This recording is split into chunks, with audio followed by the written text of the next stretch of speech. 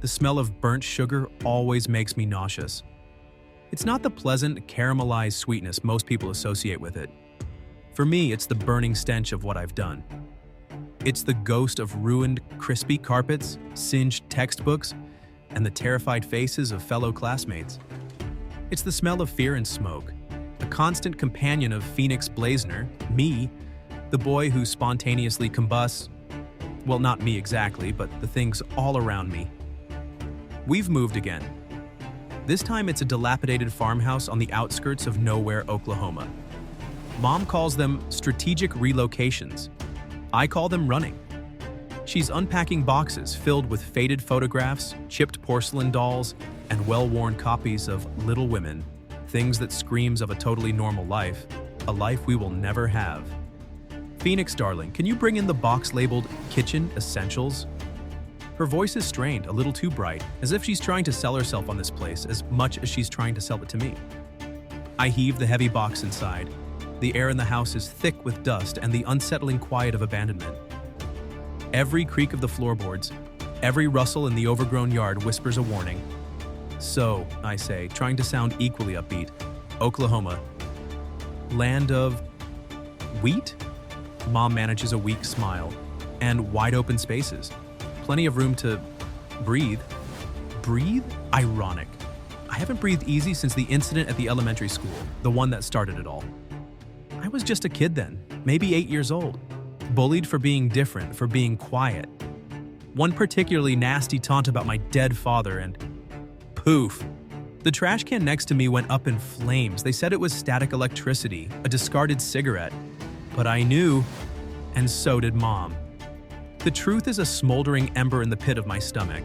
I have a power, a curse, that manifests when I'm under extreme stress.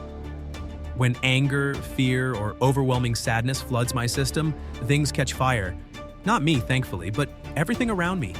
It's like a pressure valve, a horrifying release of pent-up emotion that turns the world into kindling. And that's why we run. We run from the whispers, the stares, the fear. We run from the government scientists, the men in black suits who Mom says want to dissect me, study me, weaponize me. She calls them the agency. They've been on our trail for years, a relentless shadow that stretches across state lines. The first few days in the farmhouse are filled with the mundane rituals of settling in. Unpacking boxes, scrubbing grime, trying to make this dilapidated place feel like home. Mom insists on a rigorous schedule, homeschooling, chores, mandatory relaxation time. But even her forced optimism can't mask the fear in her eyes, the constant vigilance with which she scans our surroundings. One evening, as I'm struggling with a particularly frustrating algebra problem, a wave of anger washes over me. The numbers blur, the symbols mocking my inability to understand them. My hands clench into fists. The air in the room feels thick, charged. I see a faint flicker in the periphery, a ghost of flame dancing in the corner of my eye. I force myself to take a deep breath, focusing on the rhythmic rise and fall of my chest. I try to visualize a calm, tranquil place, a snow-covered forest, a peaceful beach. But the anger persists, fueled by years of running, years of hiding, years of being treated like a freak. Suddenly, the kerosene lamp on the table flickers violently. The glass chimney cracks with a sharp ping. Mom rushes in, her face pale. "Phoenix, what happened?" "Nothing," I lie, my voice trembling. "Just a draft." She doesn't believe me, but she doesn't push it. She knows the truth, the unspoken understanding that hangs between us like a suffocating cloud. That night, I lie awake in bed, the silence of the farmhouse amplifying my fear. Every snap of a twig, every hoot of an owl sounds like the approach of the agency. I imagine them, faceless men in sterile white coats, their eyes cold and calculating, ready to drag me away to some secret laboratory. I'm not just afraid of them. I'm afraid of myself. Afraid of what I'm capable of. Afraid that one day my control will snap and I'll burn everything. And everyone I love to the ground. The burnt sugar stench fills my nostrils, and I know deep down that this place, like all the others, is just a temporary sanctuary.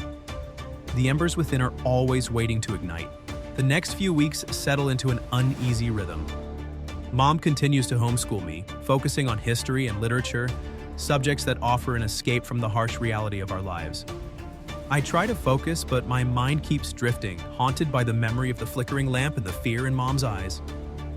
One afternoon, while Mom is in town getting supplies, I decide to explore the surrounding area. I venture into the seemingly endless fields of wheat that stretch as far as the eye can see. The golden stalks sway in the breeze, creating a mesmerizing, almost hypnotic effect. As I walk deeper into the field, I notice something odd. A patch of wheat that's been flattened, as if something heavy has been dragged through it. I follow the trail, my heart pounding in my chest. It leads to a small, secluded clearing. In the center of the clearing is a strange symbol etched into the ground. It's a circle with a series of concentric rings, with what looks like a stylized flame in the middle. It's unlike anything I've ever seen before. A chill runs down my spine. This place feels wrong. I quickly sketch the symbol in my notebook, then retrace my steps, eager to get back to the relative safety of the farmhouse. As I emerge from the wheat field, I see a figure standing by the side of the road. It's a man, dressed in a dark suit, his face obscured by the shadows of a wide-brimmed hat. My blood runs cold. It's them. The agency. I turn and run, my legs pumping as fast as they can. I can hear the man behind me, his footsteps pounding on the dirt road. I glance back and see him raise his hand, pointing what looks like some sort of device at me. A wave of panic washes over me, the familiar pressure building in my chest. I try to suppress it, to control it, but it's too late. The air around me crackles with energy. The dry wheat on either side of the road bursts into flames. The fire spreads rapidly, a wall of Inferno separating me from the man in the suit. I use the distraction to gain some distance, running towards the farmhouse with the heat of the blaze scorching my back. I burst through the front door, gasping for breath. "Mom, they're here! The agency!" She stares at me, her eyes wide with disbelief. "What? Are you sure?" "I saw him. He was right behind me. The wheat field is on fire." She doesn't hesitate. She grabs a pre-packed bag from the closet and throws it at me. "We have to go, now!" We race out the back door, into the woods behind the farmhouse. We move quickly, silently, following well-worn paths that Mom has scouted out in advance. As we run, I can hear the sirens in the distance, growing closer with each passing moment. I glance back and see the flames engulfing the farmhouse, the orange glow illuminating the night sky. We don't stop running until we reach a hidden clearing where Mom has stashed an old, beat-up pickup truck. We climb inside and she starts the engine. "Where are we going?" I ask, my voice trembling. "I don't know," she says, her face grim. "But we can't stay here. They know we were here. We have to disappear again." As we drive away, I look back at the burning farmhouse, the flames devouring everything we own. I realize that this life, this constant running, this endless fear is all I've ever known. And I wonder if it will ever end. Days turn into weeks as we drive aimlessly across the country, staying in cheap motels, eating fast food, and constantly looking over our shoulders. Mom tries to keep my spirits up, but I can see the strain on her face. She's exhausted, both physically and emotionally. One night, while we're staying in a dingy motel room in Nevada, I decide to do some research on the symbol I saw in the wheat field. I pull out my notebook and sketch the symbol, then use my phone to search for it online. After hours of searching, I finally find something. It's a reference to an ancient cult called the Pyromancers, who believed that fire was a divine force, a source of both creation and destruction. The symbol was their emblem, a representation of their connection to the elemental power of flame. According to the website, the Pyromancers were rumored to possess the ability to control fire, to manipulate it with their minds. They were said to have guarded their knowledge fiercely, hiding from the outside world, protecting their secrets. The more I read, the more a disturbing thought begins to form in my mind. What if my abilities aren't just a random mutation? What if they're connected to this ancient cult? What if I'm not just a freak, but something more? I show Mom the information I found online. She studies it carefully, her brow furrowed. "This is just a myth, Phoenix," she says, trying to dismiss it. "Don't let it get into your head."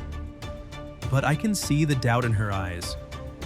She knows deep down that there's something strange about me, something she can't explain.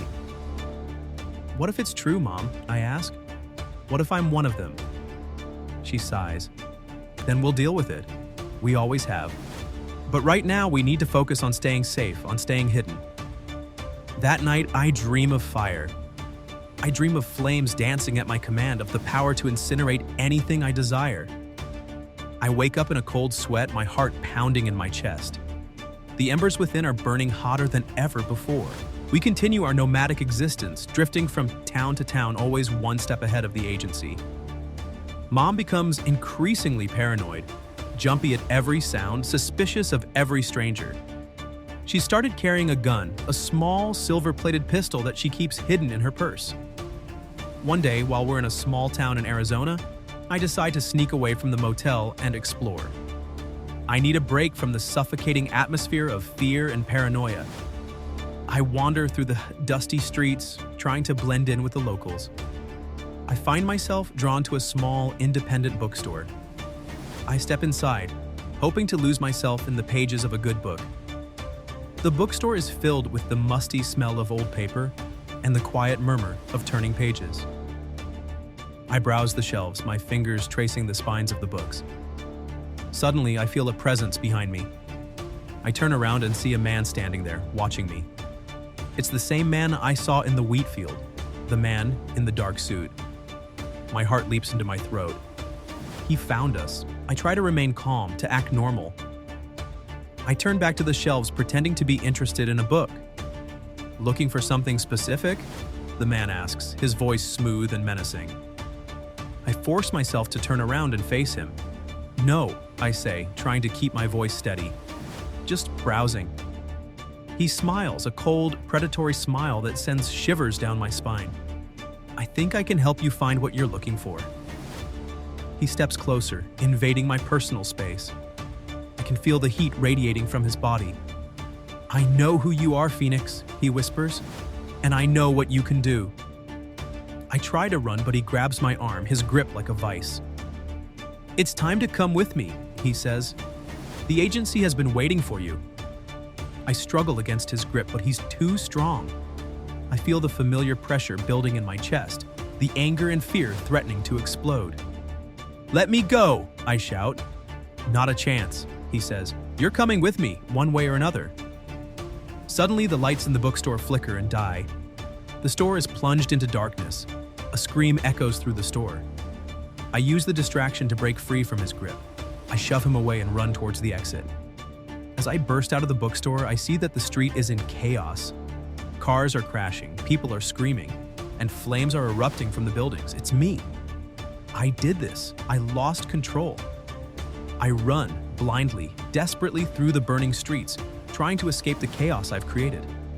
I don't know where I'm going. I just need to get away. I run until I reach the outskirts of town where the desert stretches out before me, vast and unforgiving. I collapse on the sand, gasping for breath. I'm exhausted, both physically and emotionally. I look back at the town, the flames still raging. I realize that I can't keep running. I can't keep hiding. I'm too dangerous. I have to find a way to control my powers, or I'll end up destroying everything and everyone I love. Suddenly, I hear a voice behind me. Looking for a place to hide, Phoenix? I turn around and see the man in the suit standing there, a gun in his hand. It's over, he says. There's nowhere left to run. He raises the gun, aiming it at my head. I close my eyes, bracing for the impact, but the shot never comes. Instead, I hear a scream, followed by the sound of a body falling to the ground. I open my eyes and see Mom standing there, the silver-plated pistol in her hand. The man in the suit is lying on the ground, a bullet hole in his chest. Mom! I exclaim, my voice filled with shock and disbelief. You killed him? She nods, her face pale and drawn. I had to, Phoenix. He was going to take you away. I stare at her horrified. I never thought she was capable of this. We have to go, she says, grabbing my hand. Now! We run deeper into the desert, leaving the dead man behind. As we run, I realize that I'm not just running from the agency anymore. I'm running from my own mother, the woman who has always protected me, but who is now a killer. The world turns upside down and the horror sets in. The desert is a cruel mistress. The sun beats down mercilessly, the air is dry and scorching, and the landscape stretches out endlessly, offering no shelter, no respite. Mom and I trudge through the sand, our clothes soaked with sweat, our water supply dwindling. We haven't spoken since the shooting. The silence between us is heavy, filled with unspoken accusations and simmering resentment. I can't reconcile the woman I thought I knew with the cold-blooded killer who shot the agency agent. I understand why she did it, but it doesn't make it any easier to accept. As we walk, I start to notice strange things. Symbols etched into the rocks, similar to the one I saw in the wheat field. Whispers on the wind, unintelligible murmurs that seem to come from nowhere. I try to ignore them, to chalk them up to the heat and dehydration. But the feeling that we're being watched, that we're not alone, continues to grow. One evening, as the sun begins to set, we stumble upon a small cave. It's dark and damp inside, but it offers some protection from the elements. We decide to spend the night in the cave. Mom starts a small fire using some dried brush she found nearby. The fire casts eerie shadows on the cave walls, illuminating strange carvings that depict figures dancing around a bonfire. As I stare at the carvings, I feel a sense of familiarity, as if I've seen them before. Then it hits me. These are the same symbols associated with the pyromancers. Mom, I say, my voice trembling. Look at these carvings. She examines the carvings, her face growing pale. Where did you see these before? The wheat field, I say, and the website about the pyromancers. She sighs. This is just a coincidence, Phoenix. Don't let it scare you. But I can see the fear in her eyes. She knows that this is more than just a coincidence. As the night wears on, the whispers grow louder, more insistent. They seem to be coming from inside my head, calling my name, urging me to embrace my powers. I try to block them out, to focus on the fire, on Mom's presence beside me. But the whispers are relentless, eroding my will, tempting me with the promise of ultimate power. Suddenly, Mom starts to scream. I turn to her and see that her eyes are wide with terror. She's pointing at the cave wall, at a figure that seems to be emerging from the stone. The figure is tall and gaunt, with long, flowing hair and eyes that glow with an inner fire. It's wearing a tattered robe emblazoned with the symbol of the pyromancers. You cannot hide from us, Phoenix Blazener, the figure says, its voice echoing through the cave. You are one of us. You will embrace your destiny. Mom grabs my hand and tries to pull me away, but I'm frozen in place, mesmerized by the figure. Who are you? I ask, my voice barely a whisper. I am a guardian, the figure says, a protector of the flame. And you, Phoenix, are the chosen one. Chosen for what? To restore the pyromancers to their former glory, the figure says. To unleash the power of fire upon the world. I shake my head, trying to resist the figure's influence. I don't want to destroy the world, I say. I just want to be normal. The figure laughs, a hollow, chilling sound. Normal is an illusion, Phoenix.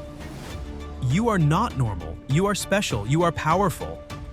The figure reaches out its hand, beckoning me to come closer. Join us, Phoenix, it says. Embrace your destiny. I look at Mom, her face contorted with fear. I know that if I go with this figure, I'll be abandoning her, condemning her to a life of loneliness and despair. But the lure of power, the promise of belonging, is too strong to resist. I take a step towards the figure, my heart pounding in my chest. No, Phoenix, Mom cries. Don't do it! She lunges at me, trying to pull me back. But the figure raises its hand and a wall of flame erupts between us.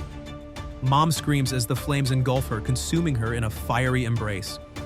I stare in horror as she burns, her screams echoing in the cave. The fire subsides, leaving behind a pile of ashes. Mom is gone. I stand there, numb with grief and guilt. I killed her. I let the whispers win. Now you are ready, Phoenix, the figure says, its voice soft and soothing. Now you are truly one of us. The figure leads me out of the cave into the desert night. As we walk, I can feel the power surging through me, the fire within me growing stronger with each step. I am no longer Phoenix Blazener, the boy who wanted to be normal. I am something else now. Something darker. Something more dangerous. The figure leads me to a hidden oasis, a lush green paradise amidst the barren desert landscape. There I meet the other members of the Pyromancers, a group of men and women who share my abilities, who can control fire with their minds. They welcome me with open arms, treating me like a long-lost brother. They teach me how to harness my powers, how to channel my emotions into flames, how to unleash the full potential of my pyrokinesis. I learned that the Pyromancers have been hiding in the shadows for centuries, waiting for the right moment to reveal themselves to the world. They believe that fire is the ultimate force of change, that it can purify the world, burn away the corruption and decay, and create a new world order. I am initially hesitant to embrace their beliefs. I still remember the pain and suffering I caused, the lives I destroyed. I don't want to be a force of destruction, but the Pyromancers are persuasive. They show me visions of a world ravaged by greed and violence, a world desperately in need of cleansing fire. They convince me that I am the key to saving humanity, that I am destined to lead them to victory. Slowly, I begin to succumb to their influence. I start to believe that what I'm doing is right, that the end justifies the means. I tell myself that the fire I unleash is not an act of destruction, but an act of creation, a necessary step towards a brighter future. The leader of the Pyromancers, a charismatic and enigmatic woman named Serafina, takes me under her wing. She becomes my mentor, my guide, my lover. She teaches me the secrets of the flame, the ancient rituals and incantations that amplify our powers. Under her tutelage, my abilities grow exponentially. I can now create walls of fire, summon bolts of lightning, incinerate anything with a single thought. I am becoming a god, a master of the element that defines me. One day, Serafina tells me that it's time to put our plan into action. It's time to unleash hell on Earth. We gather the Pyromancers, preparing them for the final battle. We arm ourselves with fire, with rage, with the unwavering belief that we are doing what is right.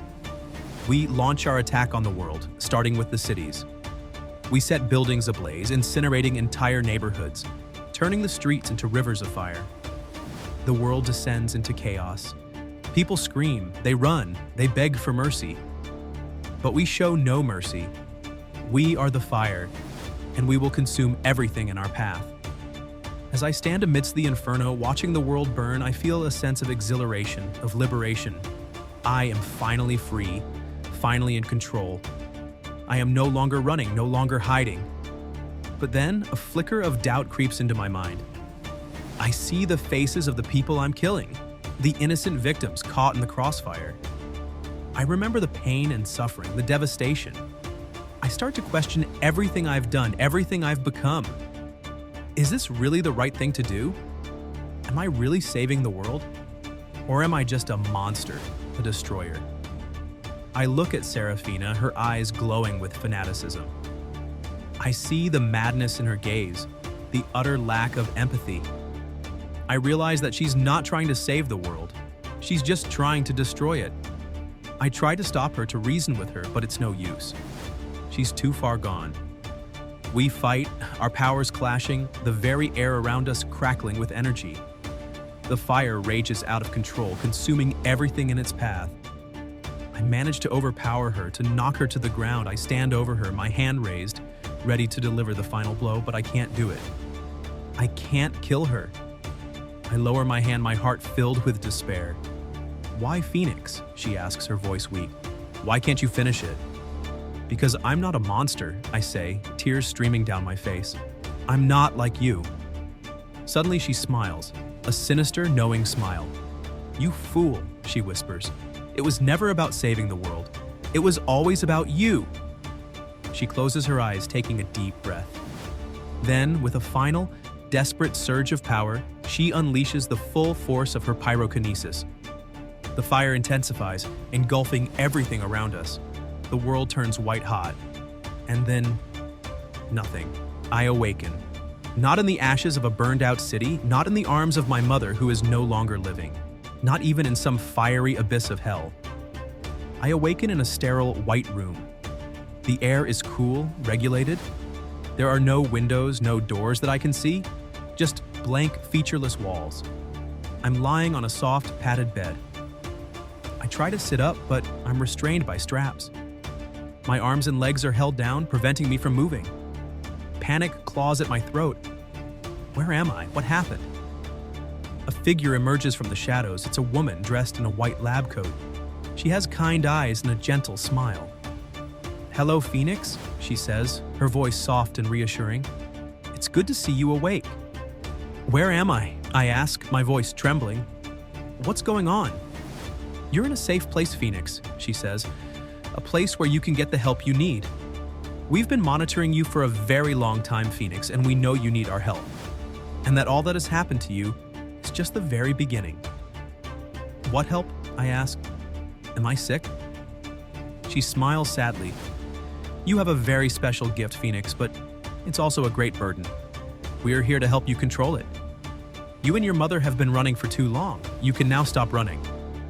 "The agency?" I whisper. "You're with the agency?" She nods. "We prefer to be called the Institute for Exceptional Abilities. But yes, we're the ones who have been observing you." "Observed?" It feels more like hunted. "What about my mother?" I ask, my voice choked with emotion. "Is she—" The woman's face clouds with sympathy. "I'm afraid she's gone, Phoenix. We tried to reach her, but it was too late. But there is good news." She smiled. "Everything that has happened to you, Phoenix," the woman continues, "the fires, your mom, the running, Seraphina, the pyromancers, it was all a carefully constructed AI-powered simulation to see the limits of your power." "An AI computer simulation? You mean none of it was real?" "It was real to you, Phoenix," she says, "and it gave us lots of scientific data about your condition. We can now help you better control your fiery outburst and then train you to be an unstoppable weapon against our enemies. We are your family now."